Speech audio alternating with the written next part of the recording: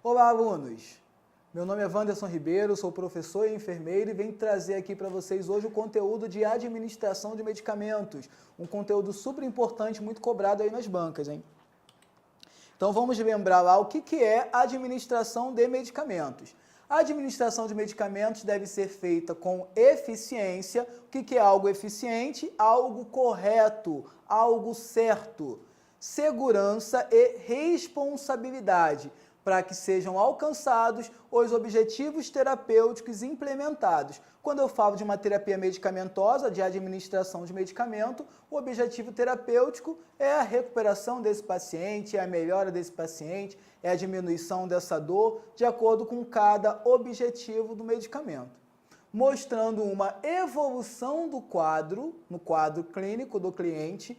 Para isso, deve-se ter conhecimento de dados do processo de administração, elementos farmacológicos do medicamento, assim como métodos, vias e técnicas de administração. Então, dentro desse conteúdo, nós vamos fazer uma abordagem em relação a tudo que foi supracitado aqui. A administração dos medicamentos vai depender da rapidez de atuação da droga oferecida, ou seja, do fármaco que eu preciso oferecer a esse paciente, da classe e da quantidade da droga a ser ministrada e das condições em que o cliente está. Porém, existem muitos fatores que irão limitar a aplicação das drogas, sejam orais, nasais, IM, que é intramuscular, SC, que é subcutânea, ID, que é intradérmico, etc. Devido a isso, as vias usadas para a administração de fármacos têm elementos que a contraindicam em alguns casos. Então vamos iniciar.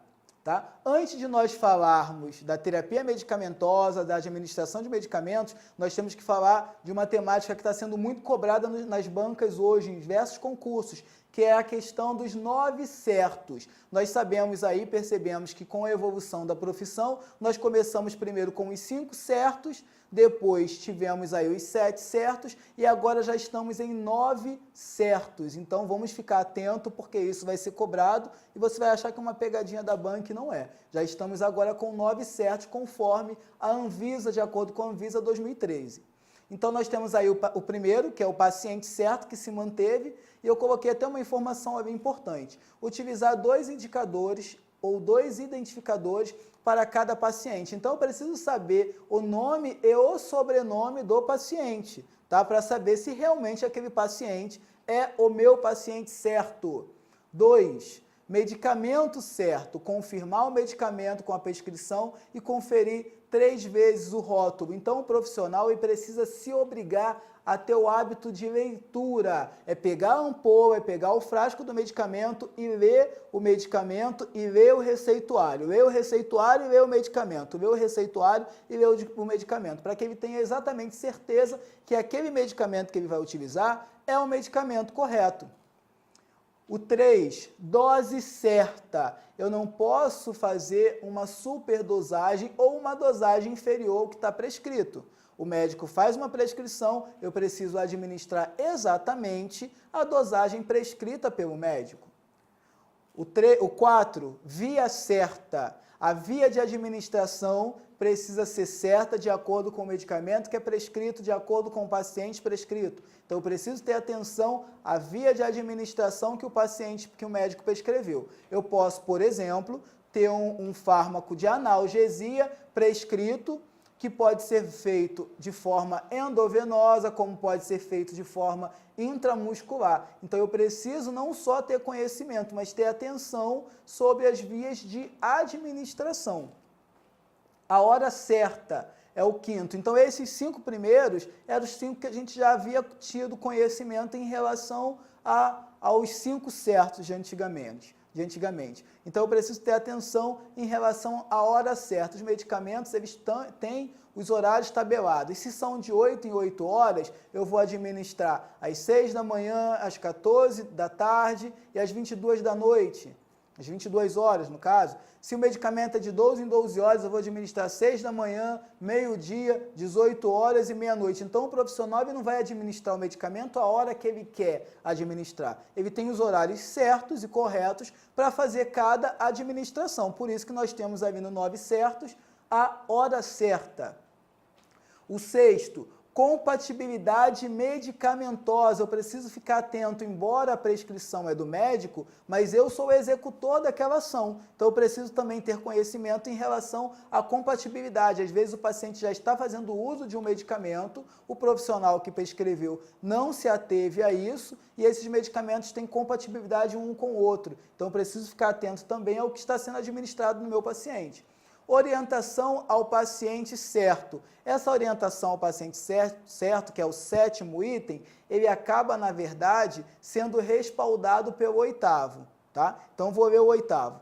Direito a recusar o medicamento. Por que eu costumo dizer que o oitavo acaba respaldando ou ratificando a importância do sétimo? Orientação ao paciente certo, o oitavo, direito à recusa ao medicamento. Por quê? Muitas vezes o paciente ele vai se recusar a fazer uso daquele medicamento porque o profissional ele não sabe explicar nem o mecanismo de ação do medicamento, não sabe nem explicar o porquê que o paciente está tomando aquela medicação. Então, automaticamente, eu sou o paciente, pergunto a você, técnico de enfermagem, que medicamento é esse? Para que serve esse medicamento? Aí você diz para mim assim, não sei, pergunte ao profissional que prescreveu. Eu não vou deixar você administrar esse medicamento em mim. Então, o que acontece exatamente isso? Eu preciso ir lá, orientar o paciente, seu José, eu estou administrando esse analgésico para a diminuição da dor que o senhor está sentindo. Aí, automaticamente, o paciente ele foi orientado. Essa orientação já traz aqui ó, o direito e recusa do medicamento. Porém, vai diminuir o índice de recusa, porque o profissional teve a preocupação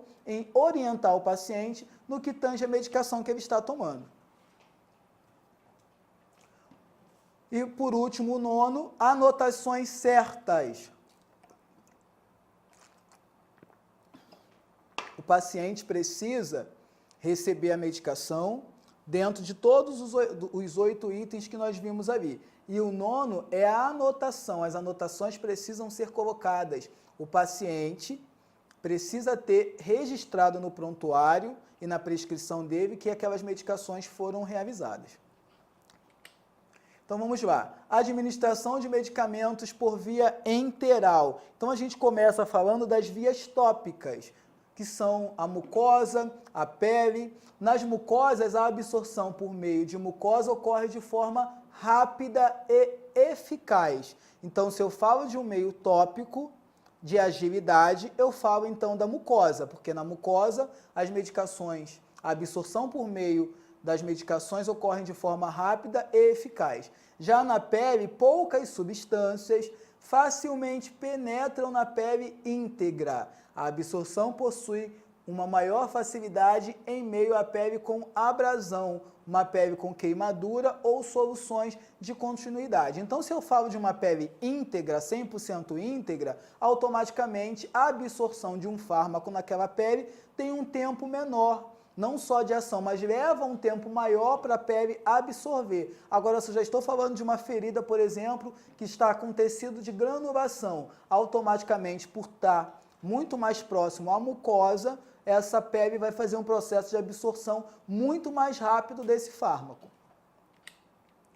Aí um exemplo para vocês da via oftálmica ou ocular, a gente pode ver tanto nas provas como oftálmica ou ocular, os medicamentos de uso oftálmico podem ser usados para fins diagnóstico-terapêuticos e se apresentam sob a forma de pomada ou colírio.